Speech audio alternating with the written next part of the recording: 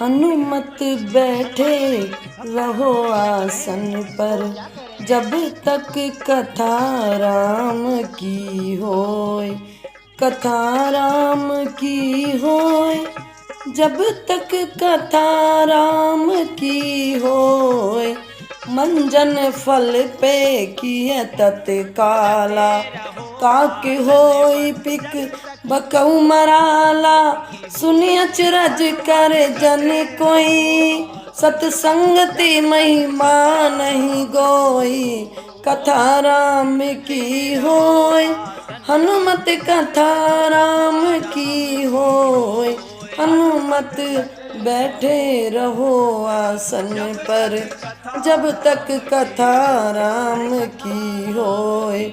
इस तीर्थराज में स्नान का फल तत्काल ऐसा देखने में आता है कि कौवे कोयल बन जाते हैं और बगुले हंस। यह सुनकर कोई आश्चर्य न करे, क्योंकि सत्संग की महिमा छिपी नहीं है।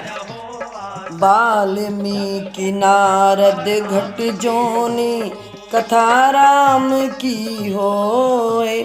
निज निज मुखनि कही निज होनी, कथा राम की होय। जलचर थलचर नभ चर नाना, कथा राम की होय। जे जड़ चेतन जीव जहाना, कथा राम की होय। हनुमत बैठे रहो आसन पर, जब तक कथा राम की होय। वाल्मीकि जी, नारद जी और अगस्त्य जी ने अपने अपने मुखों से अपनी होनी कही है। जल में रहने वाले, जमीन पर चलने वाले और आकाश में विचरने वाले नाना प्रकार के जड़ चेतन जितने जीव इस जगत में हैं, मति कीरति गति भूति भलाई, कथा राम की होय। जब जेहि जतन जहाँ जेहि पाई, कथा राम की होय।